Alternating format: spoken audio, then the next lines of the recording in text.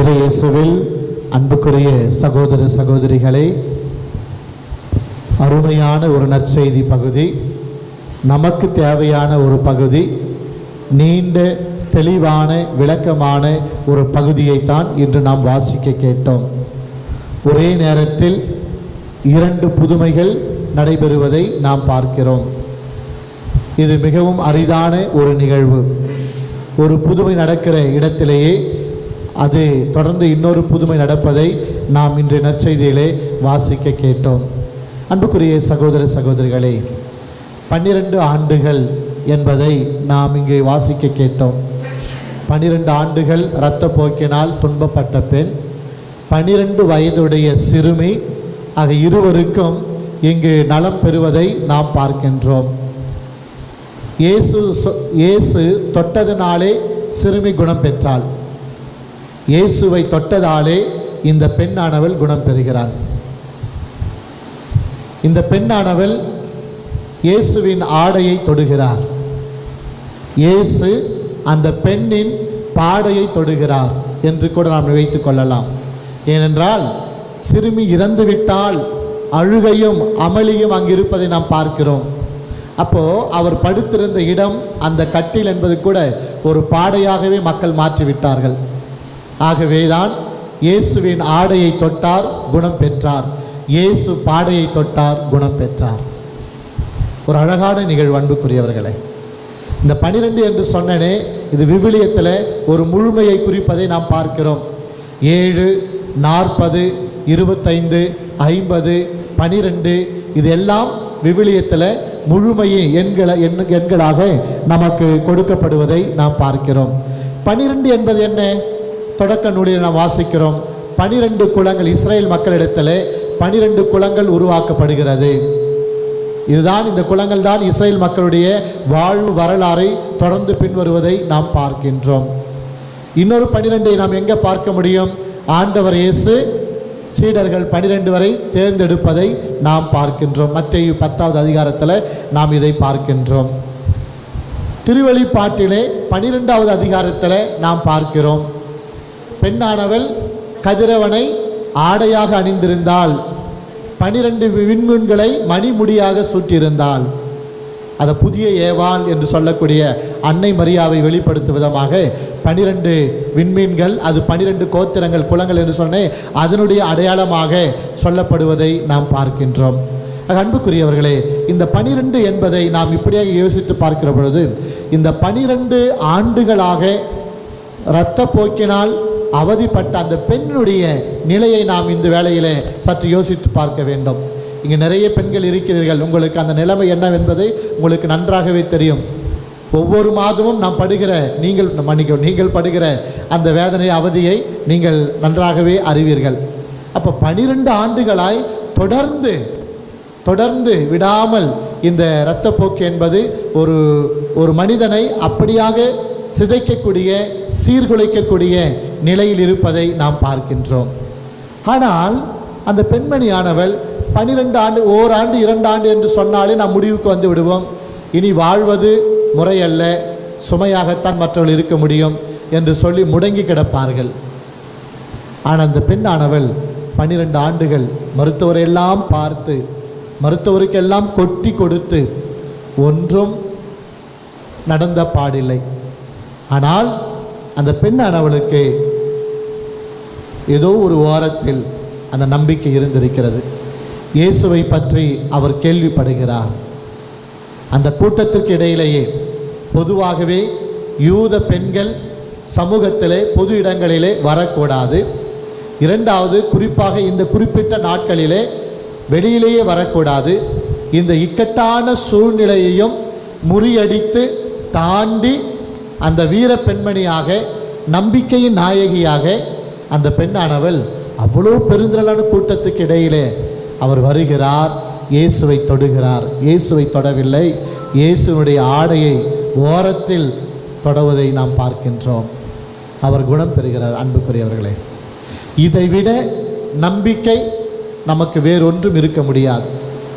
நம்பிக்கையினுடைய ஒரு முன்மாதிரி அடையாளம் இதுவாகத்தான் இருக்க முடியும். இன்றைக்கு நாம் எல்லாம் சிறு நோய் வந்தாலே சிறு துன்பம் வந்தாலே, சிறு பிரச்சனை வந்தாலே சோர்ந்து போகிறோம், உடைந்து போகிறோம். அது பல நாட்கள், ஒரு சிலருக்கு மாதங்க கணக்கில் கூட அதை நினைத்து நாம் ஓட்டி கொண்டிருக்கிறோம் நம்முடைய வாழ்க்கையை. ஆனால் இந்த பெண்ணானவளுக்கு எப்படி இப்பேற்பட்ட நம்பிக்கை என்பது நாம் வியந்து பார்க்கும் நிலைக்கு அவர் இருப்பதை நாம் பார்க்கிறோம். அன்புக்குரியவர்களே, இந்த நம்பிக்கை தான் நம் எல்லாருடைய வாழ்விலும் இருக்க வேண்டும். நம்பிக்கை மட்டும் இழக்காதீர், கைவிடாதீர் என்று ஆண்டவர் இயேசு அவ்வப்பொழுது குணப்படுத்தும் நபர்களிடத்தில் சொல்லுவதை நாம் பார்க்கின்றோம். இந்த பெண்ணானவள் இப்படியாக தொடுகிறார், சுகம் பெறுகிறார். ஆனால் இயேசு பாருங்க, இயேசு பாருங்க, என்னை தொட்டவர் யார் என்று கேட்கிறார்.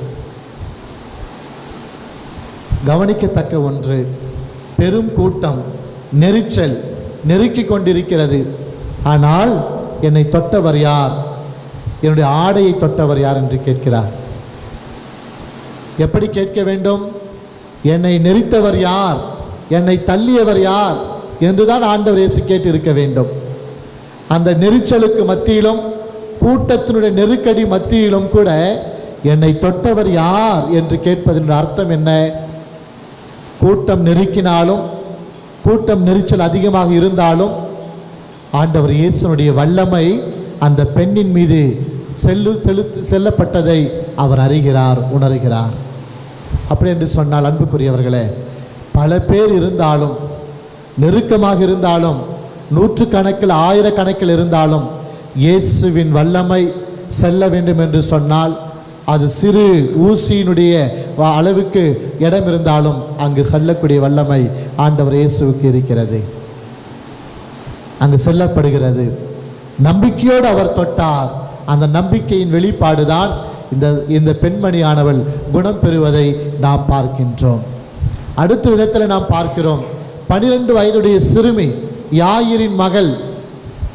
போதகரை தொந்தரவு செய்ய வேண்டாம், சிறுமி இறந்து விட்டாள் என்ற செய்தியை வந்து சொல்லுகிறார்கள்.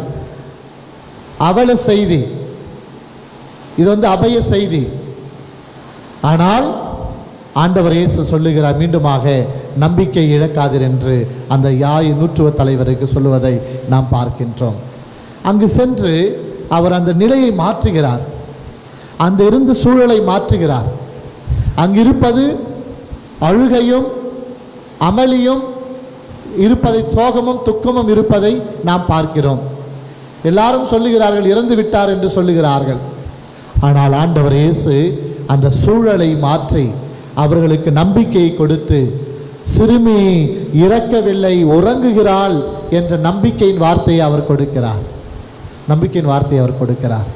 அன்புக்குரியவர்களே, இறந்து போன அந்த சிறுமி கூட உயிர் பெற்று எழுந்து நடப்பதை நாம் பார்க்கிறோம்.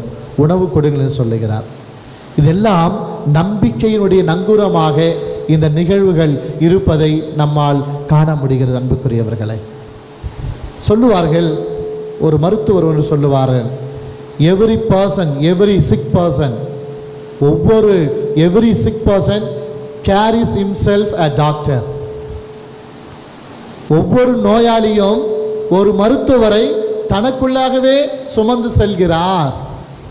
அப்போ அந்த மருத்துவர் சொல்றார், என்னிடத்தில் வருகிற பொழுது அந்த மருத்துவரைத்தான் நாங்கள் அவர்களுக்கு காண்பிக்கின்றோம். அந்த மருத்துவர் என்பது என்ன? நம்பிக்கை.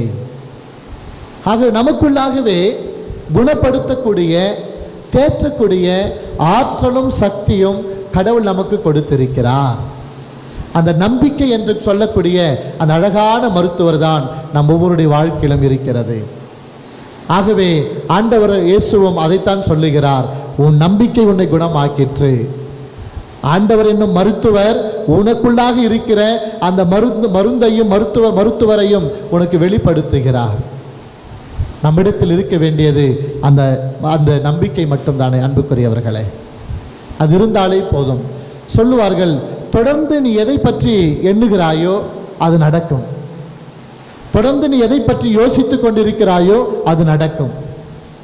இதுதான் சொல்வார்கள் லா ஆஃப் அட்டென்ஷன். நம்ம எதை பற்றி நினைக்கிறோமோ அது நடக்கும். கண்டிப்பாக நான் குணம் பெறுவேன் எனக்கு இந்த பிரச்சனையிலிருந்து விடுதலை கிடைக்கும், இந்த தொல்லையிலிருந்து எனக்கு விடுதலை கிடைக்கும் என்று நாம் நினைத்து நம்பிக்கையோடு இருக்கிறோம் என்று சொன்னால், அன்புக்குரியவர்களே, அது நிச்சயம் நடக்கும். நம்முடைய எண்ணம் தான் நமக்கு எல்லாமுமாக இருக்கிறது. ஆகவே இந்த பெண்மணியானவள் அழகாக நம்பிக்கையோடு காத்திருந்தாள். ஆனால் அவர் நலம் பெறுவதை நாம் பார்க்கிறோம். இந்த பெண்ணுடைய நிலைமை நம் யாருக்கும் அவ்வளோ பெரிய துன்பம் இல்லை, அவ்வளோ பெரிய பாடுகள் போராட்டம் இல்லை. ஆனால் நாம் ஒவ்வொரு நிலையிலும் கடவுள் மீது நாம் நம்பிக்கை வைத்து, இயேசுவே உம்மால் கூடும், உம்மால் நடக்கும், உம்மால் முடியும் என்ற ஒரு நம்பிக்கையிலே நாம் இருக்கிற பொழுது நம் வாழ்வில் சந்திக்கிற எந்த சூழ்நிலையிலும் ஆண்டவர் நமக்கு கை கொடுப்பார். அன்புக்குரியவர்களே, அது நிச்சயம் நம்முடைய வாழ்வில் நடக்கும். இந்த 2 இடத்திலும் அந்த தொடுதல் கூடிய நிகழ்வு நடைபெறுகிறது. தொடுவதற்கான நிகழ்வு நடைபெறுகிறது. இயேசுவே நீ தொட்டால் போதும், ஏன் அதெல்லாம் போகும். இயேசுவே நீ தொட்டால் போதும், என் உடலெல்லாம் அற்புதம் காணும். பாடுவோமா? இயேசுவே நீ தொட்டால் போதும், என் உணவெல்லாம் அற்புதம் காணும். இந்த 2 பெண்களிடத்திலும் சிறுமியிடத்தில் தான் காண்கிறோம். இயேசு தொடுகிறார். தொட்டதனாலே அந்த சிறுமியானவள் குணம் பெறுகிறார்.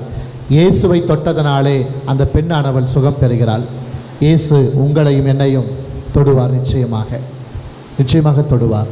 இறந்த அந்த சிறுமியை உயிர்த்தெழுந்த ஆண்டவர் நம் வாழ்க்கையிலும் பல்வேறுவற்றை நாம் இழந்திருக்கிறோம். அனைத்திற்கும் ஒரு நல மருந்தாக ஆண்டவர் நம்ம வாழ்க்கையில் இருப்பார். இயேசு நம்முடைய உண்மையான நம்பிக்கையாக இருக்கின்றார். அவரை நாம் பற்றி கொள்வோம், அவரை நாம் ஏற்றுக்கொள்வோம். நம் வாழ்வில் சந்திக்கிற எந்த சூழலிலும், இக்கட்டான நிலையிலும் ஆண்டவர் நம்மை தொடும்படியாக நம்பிக்கையோடு நம்முடைய வாழ்வை நாம் வாழ்வோம். இறைவன் நம்மோடு இருக்கிறார்.